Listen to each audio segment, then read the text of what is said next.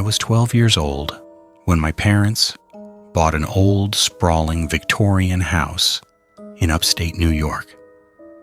It was the kind of house that creaked in the wind and had far too many doors that led to empty, drafty rooms. My cousins came over for the first weekend we moved in, and naturally, we decided to play a massive game of hide and seek. The house was a labyrinth of shadows, forgotten alcoves, and dusty corridors, making it the absolute perfect battleground for our game. I was determined to win. My older cousin David was the seeker. I remember hearing him count in the living room, his voice echoing up the grand wooden staircase. 10, 9, 8. I scrambled down the hallway, frantically searching for a spot. The upstairs bedrooms were too obvious. The attic was locked. That left the basement. My parents had told us specifically not to go down there because it was full of old junk left by the previous owners. But the thrill of the game overrode my common sense. I slipped through the kitchen, opened the heavy oak door leading to the basement, and crept down the wooden steps. The air grew instantly colder, smelling of damp earth and mildew. I didn't turn on the light. I just navigated by the faint slivers of moonlight filtering through the dirty ground-level windows. I found my spot behind a massive, rusted boiler in the far corner of the cellar. I squeezed myself into the narrow gap between the cold metal and the stone wall, pulling my knees to my chest. I held my breath, listening intently. Above me, the floorboards groaned as David began his search. I smiled in the darkness, confident that I'd chosen the ultimate hiding spot. Minutes ticked by.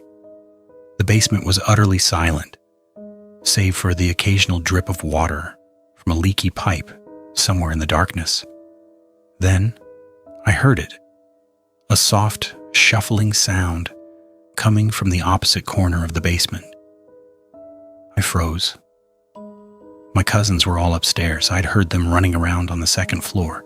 David was definitely still upstairs too. The shuffling continued, slow and deliberate, like a heavy foot dragging across the concrete floor. Scrape. Pause. Scrape. My heart began to hammer against my ribs. I strained my eyes, trying to pierce the pitch-black darkness, but I could only make out vague, looming shapes of boxes and old furniture. The sound stopped.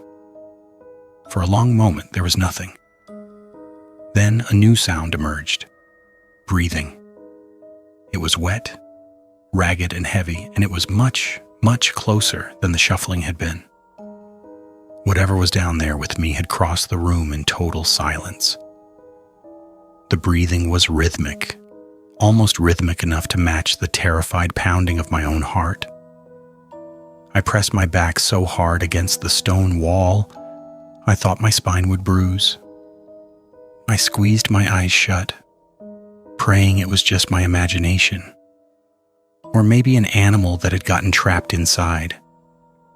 But animals don't whisper. A voice, barely a breath, rasped from the darkness just a few feet away from the boiler. Found you. It wasn't David. It wasn't any of my cousins. It was the voice of a grown man, his vocal cords sounding dry and damaged. I couldn't move. I couldn't scream.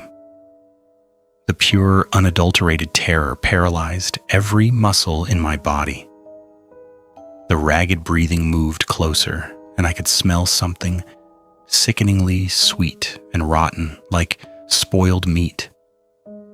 I knew that if I opened my eyes, I would see a face peering around the boiler at me.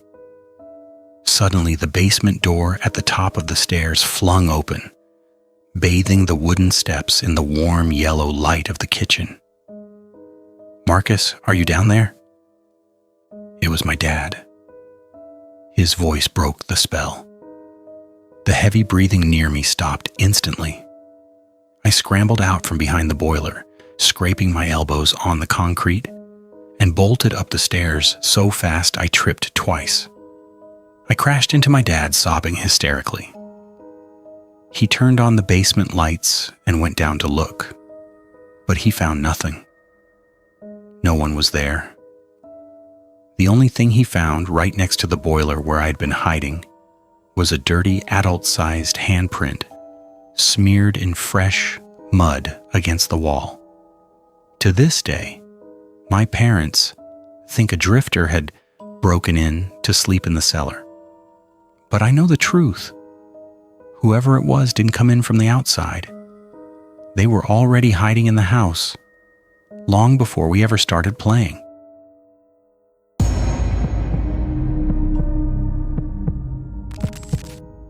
When I was in college, I worked a night shift as a janitor in a massive multi-story corporate office building in downtown Chicago.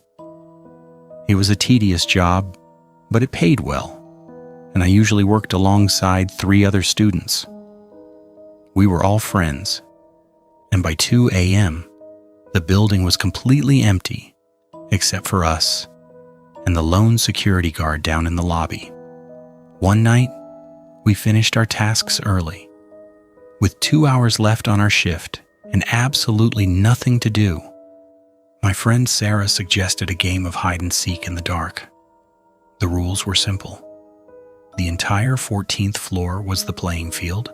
All lights were off, except for the emergency exit signs, and no flashlights allowed. Mark volunteered to seek. Sarah, Liam, and I scattered.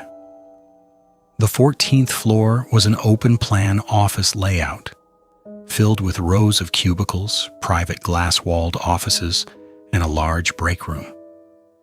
I decided to hide under a large mahogany desk inside one of the corner offices. I crawled underneath, pulling the ergonomic chair in tight to conceal myself completely. The red glow from the emergency exit down the hall cast long, eerie shadows through the glass walls of the office. I sat there in the silence, listening to the hum of the HVAC system. After about 10 minutes, I heard the distinctive squeak of Mark's rubber-soled sneakers on the linoleum in the hallway. He was walking slowly, deliberately checking the cubicles. Come out, wherever you are," he chanted softly. His footsteps grew louder, moving toward the corner office where I was hiding. I held my breath, pressing myself against the back panel of the desk. The footsteps entered the office. I could see the bottom of his shoes through the small gap between the chair and the desk. But something was wrong. Mark had been wearing bright white sneakers. The shoes standing a few feet away from me were heavy, scuffed black leather work boots. My stomach dropped. The security guard, perhaps? But the guard never came up to the floors during our shifts unless we called him. And these footsteps were too quiet, too stealthy. The person wearing the boots was standing perfectly still in the middle of the room. I didn't dare make a sound.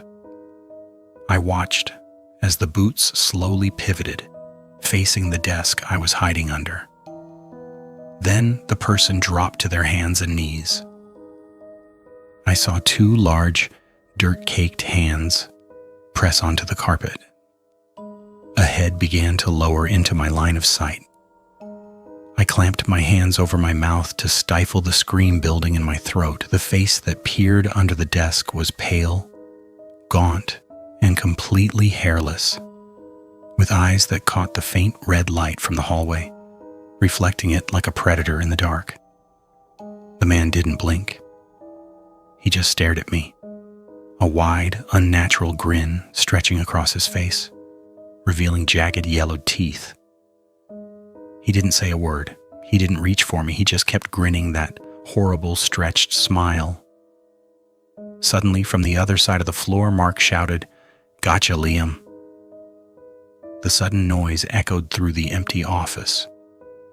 The man under the desk with me snapped his head toward the sound.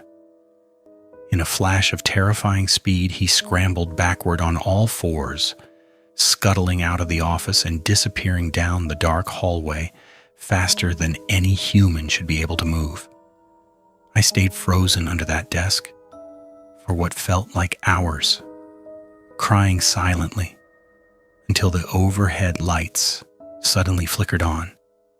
Sarah and Mark walked into the office laughing and pulled the chair away.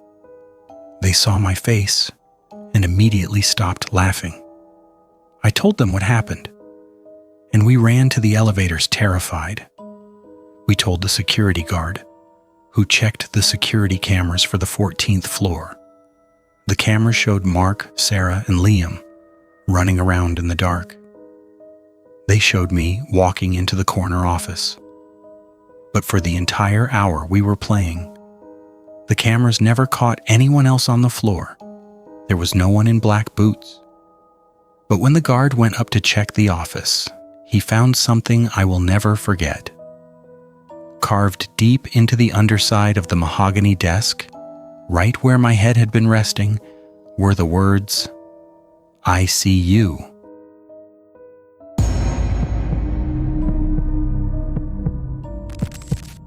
Growing up in the Pacific Northwest meant that the dense, towering pine forests were our playground. Behind my childhood home in Oregon, the woods stretched on for miles, swallowing the sunlight and turning the landscape into a permanent twilight even in the middle of the afternoon. I was 15, hanging out with my two best friends, Chris and Sam. It was late autumn, the air crisp and biting, and the sun was just beginning to dip below the tree line. For some reason, nostalgia hit us, and we decided to play one last game of manhunt, essentially an extreme, woods-based version of hide-and-seek, before it got too dark. Chris was the seeker. Sam and I had exactly 2 minutes to run deep into the woods and hide. I took off sprinting, the dead pine needles crunching loudly beneath my boots. I pushed through thick brush and navigated around massive, moss-covered boulders. I wanted to win, so I went further than we usually did, crossing a small, dried-up creek bed that marked the unofficial boundary of our usual play area. The trees here were older, their trunks massive and twisted.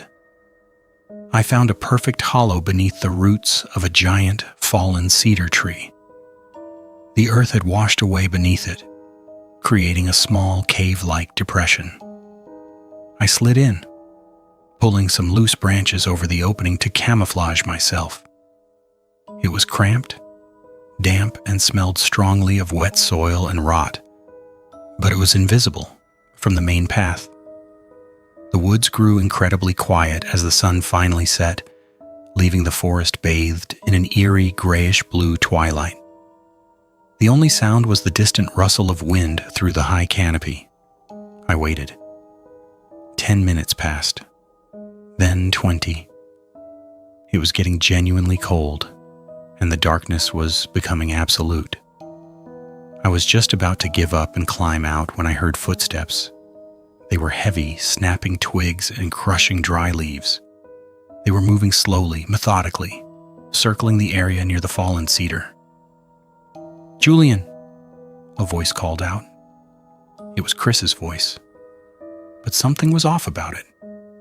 It lacked any inflection or emotion. It sounded flat, metallic, almost like it was being played through a cheap speaker. "Julian, come out, I found you." I almost moved, almost pushed the branches away, but a deep, primal instinct screamed at me to stay perfectly still. The footsteps stopped right above my hiding spot. I could see the silhouette of a pair of legs through the gaps in the branches. They were standing on the trunk of the fallen tree, directly over my head. "Julian," the voice repeated exactly the same way. The same pitch, the same flat tone, the exact same spacing between words. It wasn't a person speaking, it was a recording, or a mimic. Then my walkie-talkie, clipped to my belt and turned off to maintain silence, suddenly crackled to life in a burst of harsh static. I scrambled to muffle the speaker, my heart leaping into my throat. Through the static, Chris's voice came through, frantic and panicked. "Julie and Sam, where are you guys? I've been looking for an hour. I'm back at the house. It's pitch black out here. Come back." The blood drained from my face. If Chris was back at the house, who was standing on the log above me? The legs above me shifted. The entity had heard the walkie-talkie. Slowly, the silhouette crouched down. A face lowered itself into the gap between the roots, inches from mine. In the gloom, I couldn't make out its features except for two pale, milky eyes that seemed to catch the ambient light. It tilted its head at an unnatural broken angle. Its mouth opened, and it spoke in Chris's voice, perfectly mimicking the frantic radio transmission it had just heard. "Julie and Sam, where are you guys?" I closed my eyes and jammed my fist into my mouth to stop from screaming, silently praying for morning to come. When I finally opened my eyes hours later, sunlight was piercing the canopy and the woods were empty. But nestled in the dirt, just inches from my face, was my own house key, which I hadn't realized was missing from my pocket. If these stories sent a shiver down your spine, please leave a like, subscribe to the channel, and comment below telling me which story scared you the most. Stay safe out there and never play in the dark.